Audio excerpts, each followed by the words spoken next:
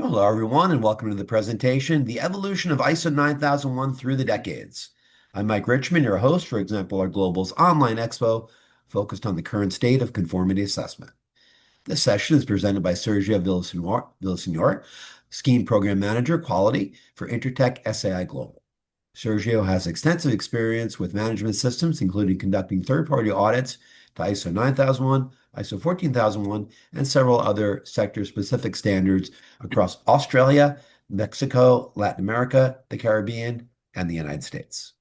In this presentation, Sergio will look at how ISO 9001 has evolved over time and what those changes may mean for the standard moving forward. So, Sergio, thanks for joining us here at the Expo. Thanks for having me, Of Mike. Thank you course, very of much. course. All right.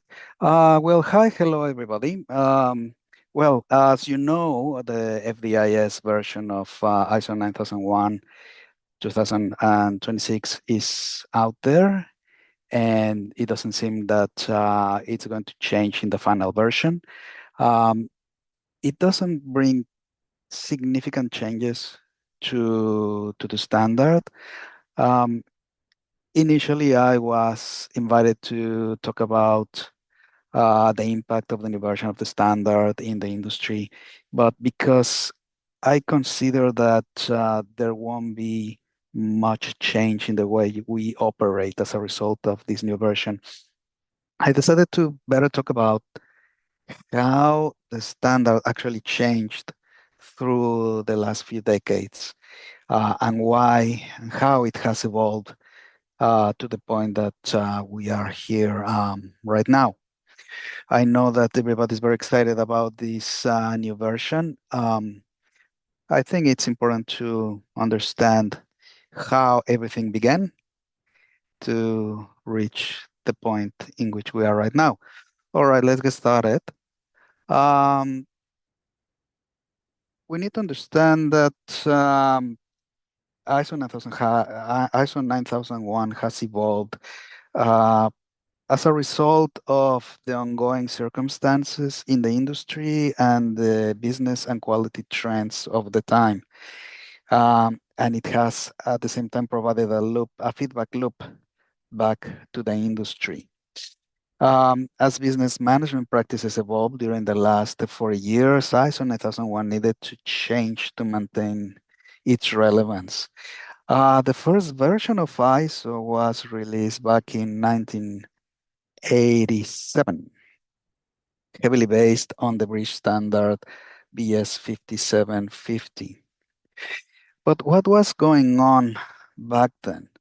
You had initiatives or trends like total quality management, TQM, just in time, GIT, and lean manufacturing. At the same time, we had all these gurus. It was a golden era back then, like Mr. Deming, that he was very instrumental in bringing all these Japanese strategies to the US, emphasizing statistical process control and the reduction of variation. We also had Mr. Kaoru Ishikawa pioneering quality control techniques such as the famous fishbone diagram.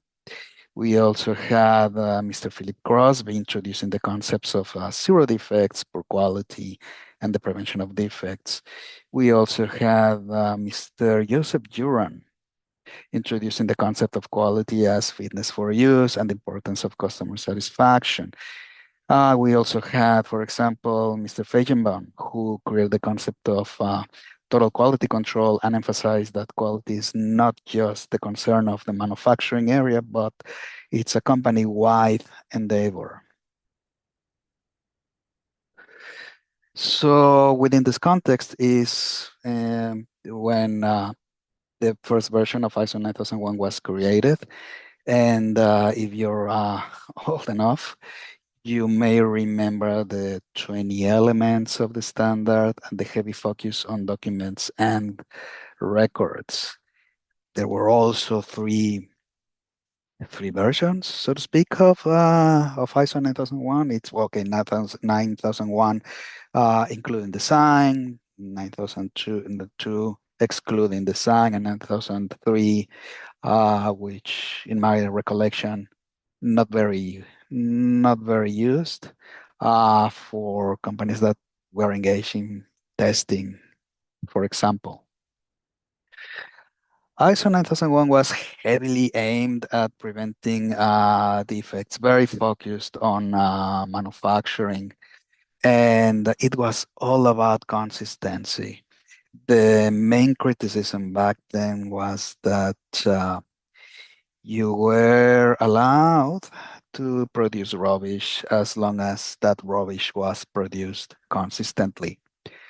It was about meeting specifications, and that's the way quality was actually defined. Quality was meeting the requirements, which was probably a little bit limited. So then in 1994, the next iteration of ISO 9001 really didn't change that much, except that it introduced a new concept called preventive actions. So this is making the standard more in line with quality concepts introduced by Crosby, for example, the prevention of defects, which is not necessarily preventing something from happening again, but preventing it from happening ever in the first place. Because that definition by itself is a little bit funny in many cases. Companies didn't really understood or well implemented this requirement, meaning how do I prevent something from ever happening in the first place? Um, my point of view is that once later on, ISO 9001 introduced the concept of risk management. This concept was much better understood within the companies. Um, During the 90s, management trends shifted towards strategies such as Kaizen and total quality management. In particular, total quality management shifted mentality towards quality. Instead of making quality the responsibility of the quality control department, it moved to pretty much every operator in the area. Management transitioned from rigid top-down management to more flexible models. Quality became more the responsibility of the organization, not just the quality managers. And it was in this context again that the 2000 version of the standard was released. Um, and this new version introduced or was released or developed based on 7 main quality concepts. The first one is customer satisfaction. Oh, what a surprise. We need to satisfy the customer. Surprisingly, that it wasn't ever considered in the previous versions.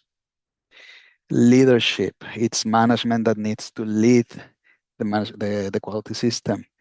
Customer focus, whatever we do needs to be focused on maintaining customer satisfaction.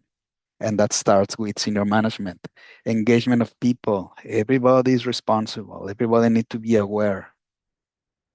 Very important process approach. It's not about 20 clauses. It's not about procedures and records. Forget about that. We still need to have a process for controlling documents and records, but the important thing is to understand the processes within the organization, how they interact with each other, and how their effectiveness can be tracked, measured, monitored to produce an output that is actually not only meeting requirements, but it's also an output that's produced effectively.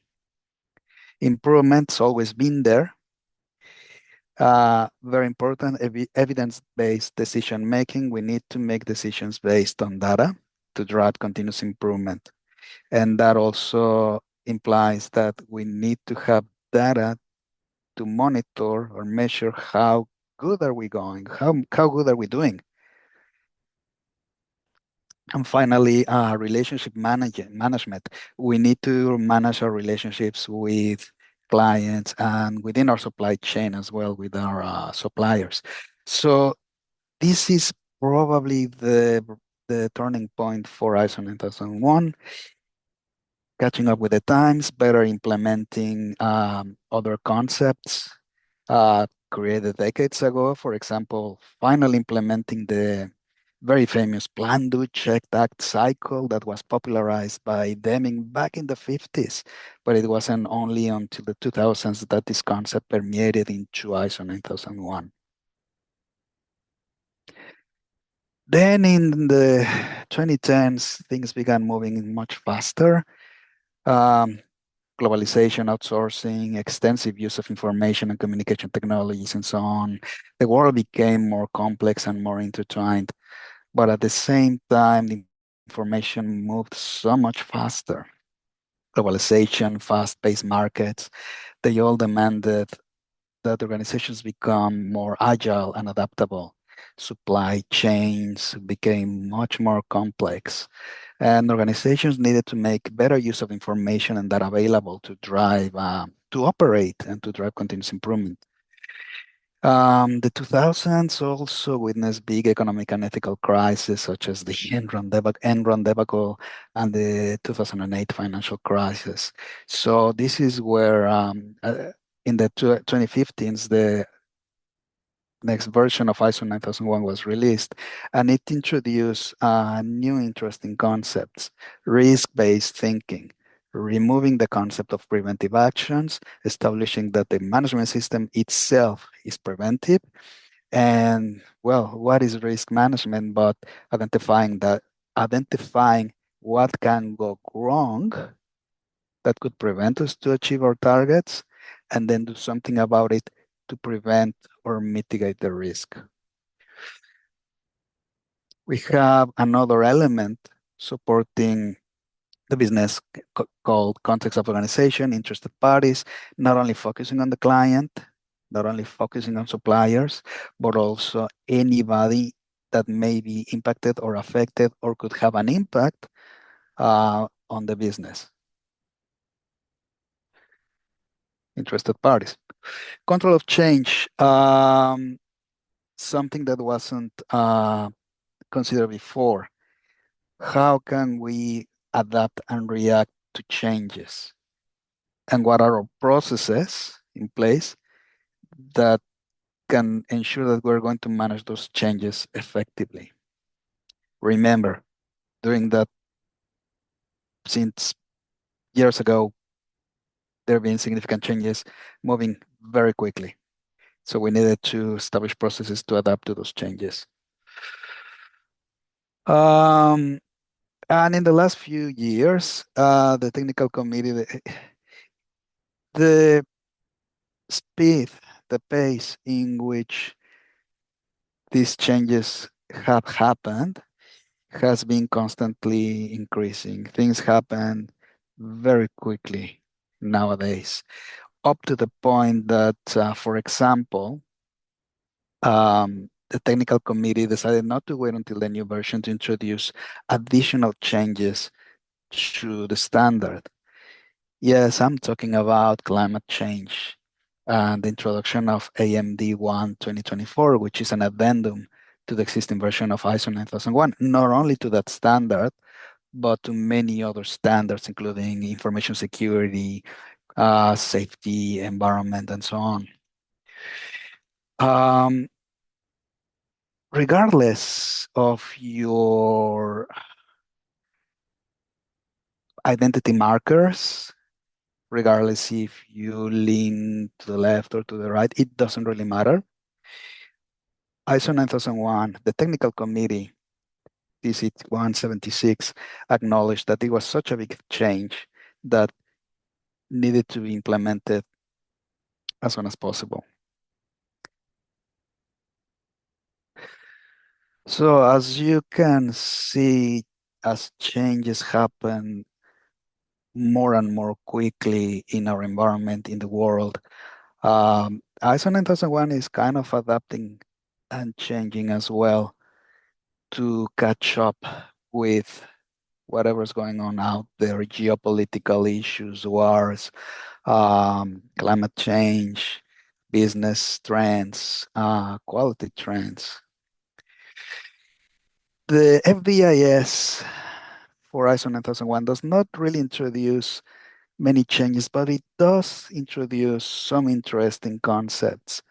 Um, it's focusing more on control of change.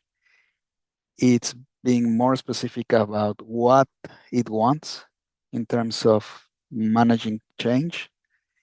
Similarly, a stronger focus on risk and opportunities, not only separating these requirements into separate clauses of the standard, but being a little bit more prescriptive in what's expected. And more importantly, introducing the concept of quality culture and ethical behavior, which is very important because that was probably the last piece missing in the puzzle, so to speak. So what's going to happen moving forward? Um, there are many things that are happening right now in the world, um, and probably what's going to happen is a better integration between different standards, like ISO 45001, ISO 14001, 27001 for information management security, and the recently developed standard for AI management. You have all these technologies being happening right now. Technology is evolving incredibly fast. And I think that for better or worse, AI is going to play an important role in how businesses are run. And by consequence, this is going to impact on how we run our own quality management systems. So it's going to be interesting to see how all these technologies and different standards are being gradually integrated. Obviously, we have quality, safety, and environment being more harmonized, but it's going to be much more interesting as well to see how the standard is harmonized with the new technologies. So that's it from me. Thank you very much for listening to this presentation. And yeah, back to you, Mike. Well, that's great. Well, thank you, Sergio Villaseñor, for that excellent overview of the development of ISO 9001 over time. Really good presentation. So thanks for doing that. Those of you that are watching this pre-recorded session, if you have questions you'd like to address to Sergio, you can write us at info@exemplarglobal.org, and we'll be sure to get your feedback right over to him. You can also check out our exclusive Expo community here in the broader Exemplar Global community for discussions with our speakers as well as your fellow Expo attendees. And before we close the session, I want to remind you we have a lot of other great presentations here at the Expo. We encourage you to check them all out and make sure to claim your CPD for those sessions as well as this one. So thanks again for joining us. Thank you, Sergio, again. We'll see you soon. Enjoy the rest of the Expo, everybody. So long.